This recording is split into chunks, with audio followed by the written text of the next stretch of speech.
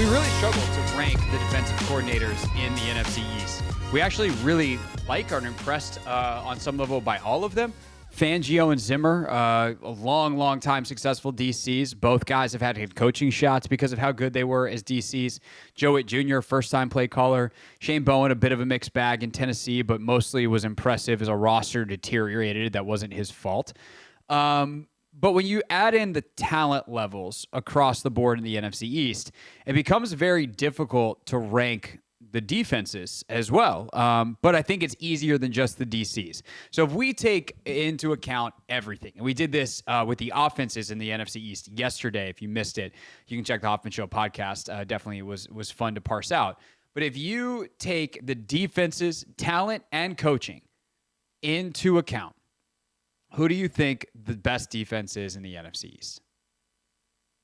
I mean, on paper, it's the Dallas Cowboys. And they also, I think I agree with you. But go ahead. Make your case. Make your case. You're going to go Eagles? I'll tell you in a second. Make your case. Okay.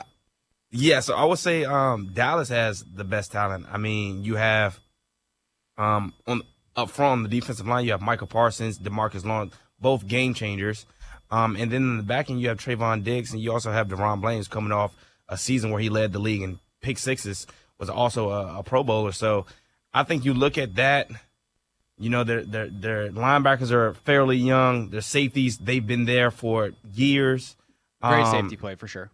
Yeah, so I think if you just look at, you know, the experience that they have, the fact that they have high-impact players that can also score off those turnovers, I think you got to take all of that into account and just, you know, lean on that. So here's my counter to Dallas. As much as I want, I think Dallas is very good. I don't want to knock them down too much. It's more about what I think this another team can do.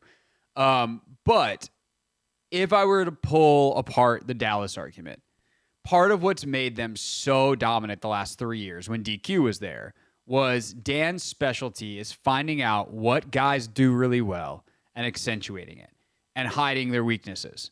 And I don't know that Mike Zimmer is as good at that. Now, Mike Zimmer is good at a lot of stuff. Mike Zimmer is one of the more accomplished and revolutionary. I mean, the double A gap blitz and the third down blitz package stuff that he has done over the course of his career is, you know, in many ways like what Fangio has done for coverages. Like a lot of people use Mike Zimmer's stuff. He had the innovation to see it. Who knows what else he's going to come up with? He's been out of the league for a couple of years since he left Minnesota. So what has he been working on, studying, cooking up? You know, I'm sure he's been an advisor and doing some other stuff. So I just wonder, is Micah Parsons in Mike Zimmer's defense as effective as he was in Dan Quinn's? Is Deron, and especially on the back end, right? Those safeties were used very specific ways. Deron Bland, Trayvon Diggs, like they understood these guys are ball hawks. We're going to let them roam, and we have to have coverage, and at times they're going to get beat. And so they called the game that way, and they picked their spots, and they did a really good job of coaching those guys up. I don't know that Zimmer and the remaining staff in Dallas is up to that task. Meanwhile, I look at what Vic Fangio's got to work with in Philadelphia.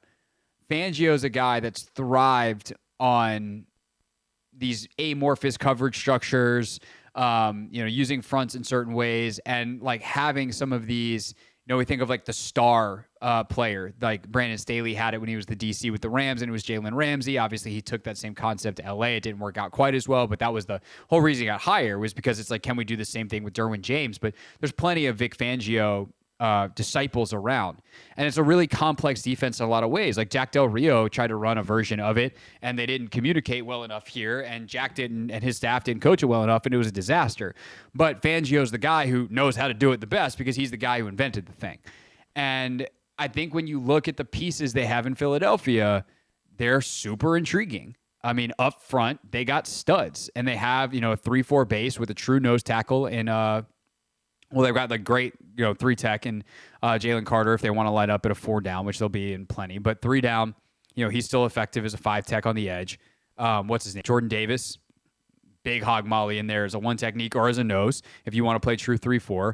If you want these stand-up rush ends, guys like Nolan Smith, who they drafted a couple years ago, Bryce Huff, who they bring in free agency, like they've got the front to do it. And then you look at what they did in the draft, and it's going to come down to, can they get these young guys in the secondary to ball out? But Kenyon Mitchell fits, and Cooper DeJean is like the ultimate Vic Fangio type piece. Who knows if he's ready to go week one at like a high level, but there's a chance.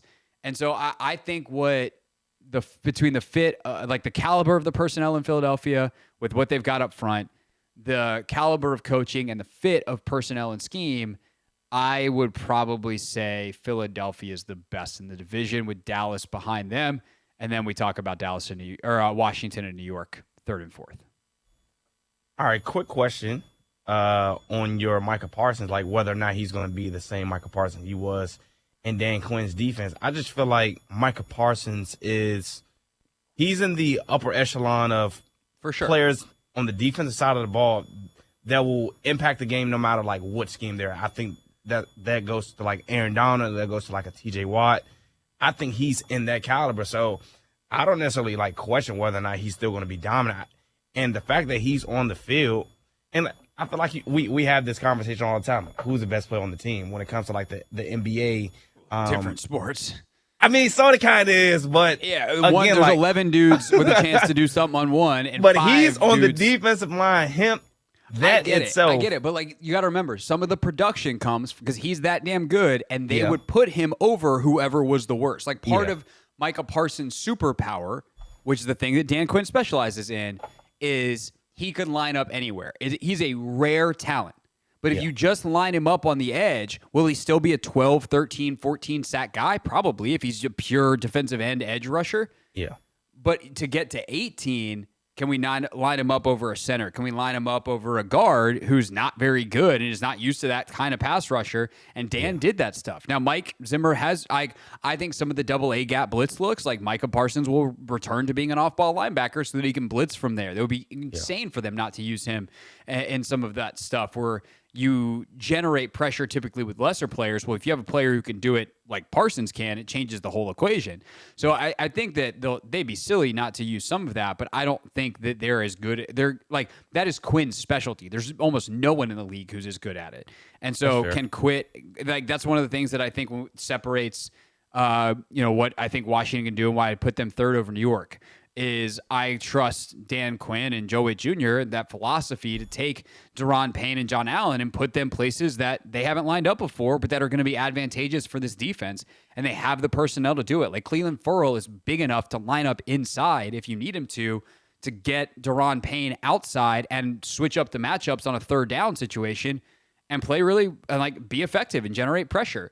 We're seeing what they do with Jamin Davis. And then I think the back end will be a lot better because of those guys. And I think the back end talent here is simply better than it is in New York. That ultimately, what to me is why New York is fourth, is because I just think their back end is not very good.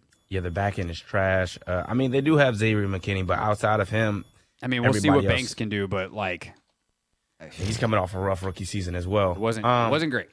Yeah, I would agree. Definitely the Commanders third, Giants last. I do like the Giants front seven though. But their front seven's nasty. Their linebacker play is really good, and their front's real good. They probably have a better front seven than. Well, it's pretty close. Them in Washington. We'll see how good. Like they have a better D line. Washington's got better linebackers, but like it's actually pretty close. Like New York's linebacking core is probably the second best in the division. Yeah, so, I just trust Joe Whitt though a little bit more. I do too. I definitely do too. All right, so that's our rankings. I've got Philly 1. Ant has Dallas 1. We've got the other one second, if you will. Washington 3rd. New York 4th. This is the Hoffman Show on the Team 980 and the Odyssey app.